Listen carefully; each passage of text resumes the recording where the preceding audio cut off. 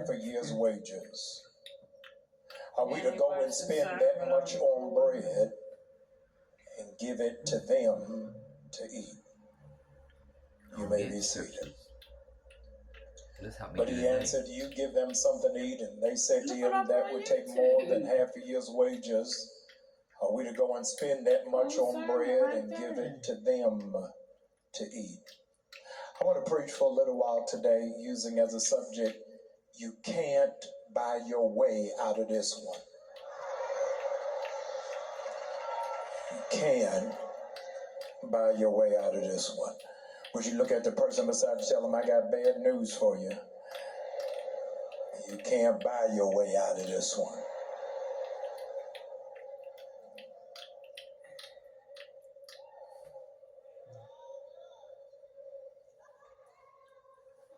Comrades, Michael Sandel in 2012 wrote a New York Times bestseller that I want to offer to you today, entitled What Money Can't Buy: The Moral Limits of the Market. What Money Can't Buy: The Moral Limits of the Market. The author's name is Michael Sandel. In it, he tackles the ethics of a society where seemingly everything is up for sale. We're living in such an age where now parents have to pay their children to get good grades. We live in a culture where you can pay for plasma, kidneys, or even semen.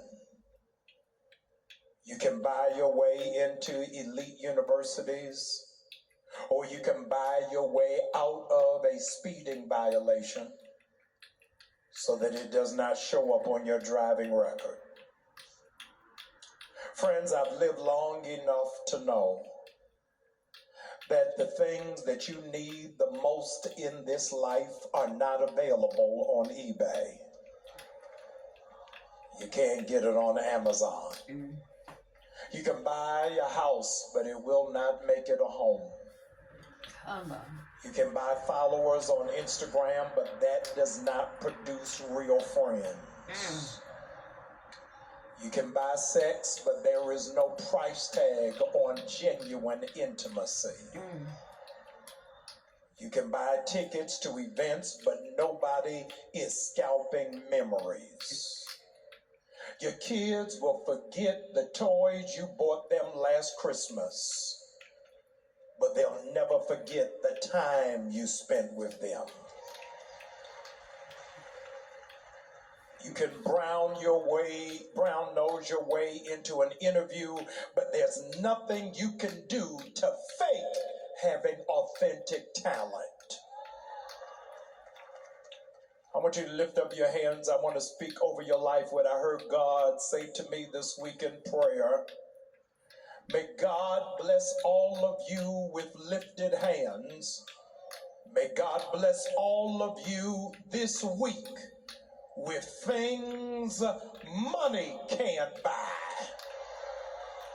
You didn't hear what I just said. I said, may you this week receive from God what money cannot buy. I declare joy and happiness and peace and love and health. And if you know God is the giver of every good and every perfect gift, would you give God glory for what money cannot buy?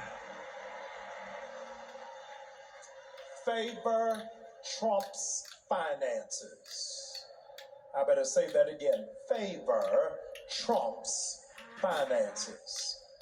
If there's anybody who knows this to be true, it had to be the 12 disciples.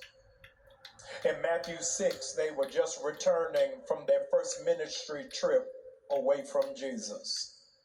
It was wondrous, to say the least. People were healed. Demons were dismissed. And miracles multiplied. The demands became so great on them that they neglected self-care and didn't even take time to eat.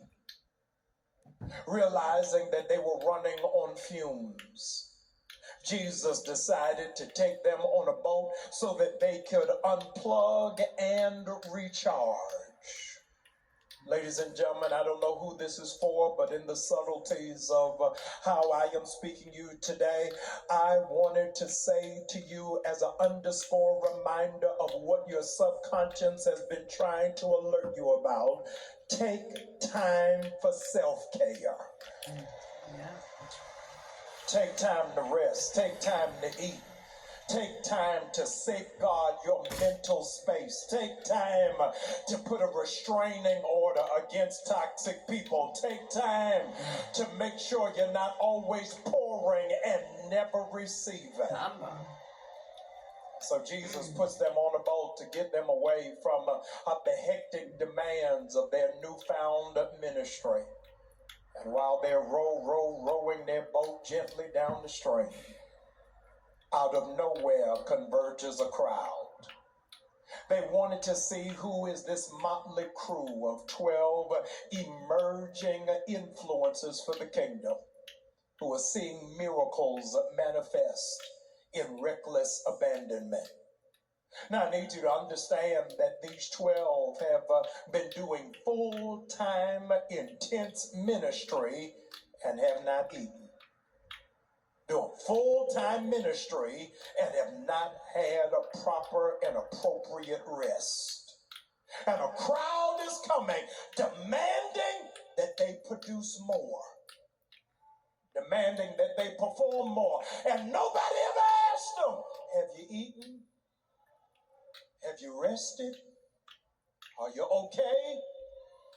This is a message for strong people. I need you to know that people will keep taking from you and never ask about your welfare. They'll never take a moment to figure out, do you need anything? They are so used to taking from you that they never pour back into you.